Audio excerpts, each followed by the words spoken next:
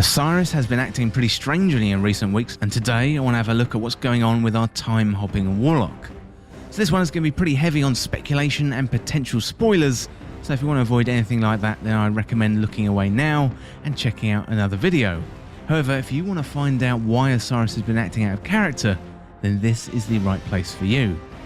If you're new around here or find this useful, don't forget to hit that subscribe button down below for all the latest Destiny 2 content, and turn on notifications by hitting that bell. Well, as I mentioned in the intro, this is a speculative video based on lore, and consider this your spoiler warning and turn away now if you don't want to get involved. Still with me? Good stuff. So let's dive into the theories and the speculation about Osiris in Season of the Splicer. Well, there's a popular theory out there at the moment that Osiris is no longer Osiris, with the real Osiris being dead or in some kind of prison. The Osiris that we've been interacting with for the past 3 seasons is in fact Savathun, disguised as Osiris. Well, there's plenty of evidence to support the theory that Savathun is already attacking the last city. So not in the way perhaps the Cabal might attack the city with ships and missiles and force. This is much more of a sneaky, manipulative attack, driving a wedge between the people of the last city and causing a fracture right down the middle. And we could be on the verge of a civil war in the last city, and Savathun may be standing there to watch with front row seats. Well, Osiris has been an active character in all 3 seasons since Beyond Light dropped, back in November 2020, taking leading roles in Season of the Hunt, Season of the Chosen, and then still an active role in Season of the Splicer. And this is a little strange on its own, given he's been a periphery character of the past, but I definitely think it is a point worth noting. Well, looking back at Season of the Hunt, we had a lore drop right at the start of the season, which explained Osiris had been on the tail of Xivu Arath, and Osiris entered the Ascendant Plane and his ghost Sagira was killed by the Hive, leaving Osiris without his ghost and his light and demoted to just a human, rather than one of the most powerful guardians in the solar system. It's here, when Osiris entered the Ascendant Plane, that Savathun could have captured him or killed him, and then simply replaced him with a version controlled by Savathun herself. In the lore released on Bungie's website just before Beyond Light, Osiris had an encounter with the Hive and the Cabal, with something whispering to Osiris. Could this have been the moment that he was taken? Going back to the lore reading, it says, "I am the war that you crave, purpose eternal, a legacy in blood. It's full of soulfire veins." Sagira's voice is wind to Osiris. She nudges him. "When you draw blades, you draw me." Do you hear whispers? Osiris's words slur. "You cannot resist without invoking my banner." You hearing something? Sagira floats near him. "Embrace me, light bearer, and be a god of death." Whispers. His mind clouds. One of the Cabal stands and turns to Osiris. "Snap out of it. They're waking up," Sagira says and decompiles out of danger. "Consume or be consumed." "You ready to tell me what that was all about?" Sagira asks. She hovers just above the jumpship's control deck, piloting. "I wish I could. I remember tracking Keitel's emissary, finding the Cabal, the night sky, then flame and rage.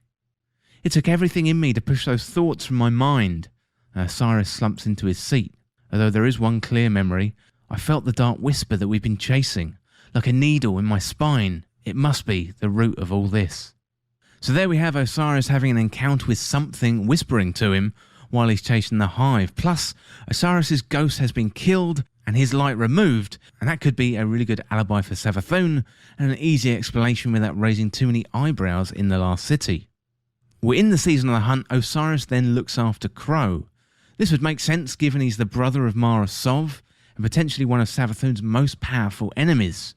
We've also heard Crow whistling Savathun's song in the helm, which he could have picked up from interactions with Osiris. And Crow appears to be having an internal struggle at the moment, so while he's been doing fairly heroic things as of late, saving Zavala from an assassination attempt and stealing supplies from Spider to deliver to House Light, he's also been fighting off fairly violent thoughts. So recently, Crow helped chase off humans destroying Elixir belongings, only to be spat at and insulted. So here we've got a lore reading from Beneath the Endless Night 5, Sabotage. The hunter narrowed his eyes and he watched as the young man slinked past him and spat at his feet. Something old and terrible rose up inside of the hunter, and it took all of his focus to steady his hand. In just a few minutes, the block was deserted except for the hunter, who stood alone in the street until his ghost compiled over his shoulder. It chirped with concern. "You wouldn't really have shot them, right?"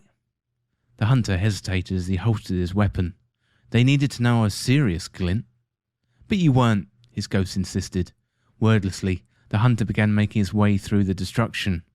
Someone would soon sound the alarm, and he didn't want to be there when they did. "Tell me, you weren't serious," his ghost said, and again, lagging behind. "Were you?" Well, really interesting stuff there from the lore, and evidence that something is going on with Crow, maybe as some of his emotions of the past are bubbling up into the present. Anyway, so back to Osiris. In Season of the Chosen, he manages to work his way up the ranks of the Vanguard as Zavala's right-hand man, leading the negotiations with Keitel. And Zavala manages to survive 2 assassination attempts in Season of the Chosen, one from a scion inside the last city, and then another when meeting Keitel. And it's never really explained why this happened, only that there's a rogue bunch of scions, and it could be the work of Savathun, setting this up to remove the leader of the Vanguard by force. Well, in Season of the Splicer, Osiris has been acting even more strangely as the weeks go by, so the leading characters this season are Lakshmi, Mythrax, Saint 14 and Ikora, although Osiris has been playing a supporting role. Lakshmi has taken on the role of antagonist for the season, spouting racist language towards the Elixni and broadcasting propaganda across the airwaves. So in a lore entry earlier this season, Lakshmi 2 has been openly discussing a coup against Zavala and the Vanguard. She states she has someone on the inside. Well, let's have a look at that lore. So this one comes from Beneath the Endless Night 4, and this one is entitled Conspirators. Jalal raised an eyebrow. "So who else is committed to your little coup?" "We have someone in a position of influence, someone who can ensure an orderly transition of power," Lakshmi answered. So all signals point to Osiris being the person of influence. There's another good example of Osiris acting strangely in the lore entry for a weapon this season called Empty Vessel, which is also an apt name for the weapon and could be referring to Osiris himself being that empty vessel. Lord Saladin wants to speak to Zavala about the behaviour of the future war cult, but Osiris stops him, making Saladin doubt his actions. So let's take a look. "When was the last time you, to put it as you did earlier, eavesdropped?" Osiris said. Saladin rankles. "I do not eavesdrop." "Then perhaps that is why you do not realise what the overall opinion of your actions are in the eyes of other guardians." Osiris's tone is gentle, apologetic, measured. It conveys an obvious tone. This news is bad, and he hates to be the bearer of bad news. Saladin is quiet, and Osiris sees the lack of outward defiance as a foothold, and he digs in. "Many without our shared convictions have questioned your leadership decisions during the recent crisis with Empress Keitel." Osiris dips his head in close to Saladin, voice hushed as if to share a secret. Others suggest it was you who ordered the assassination attempt on the commander. So Osiris going around actively persuading Lord Saladin not to talk to Zavala about the behaviour of future war cult, which is very, very interesting indeed. Well, then we've got the biggest red flag of them all. Well, this past week at the end of Expunged 2, Mythrax and Osiris are having a conversation. Well, let's check it out. "With your light, you are unweaving a reality the Vex have forced upon us. The tapestry of their design continues to fray.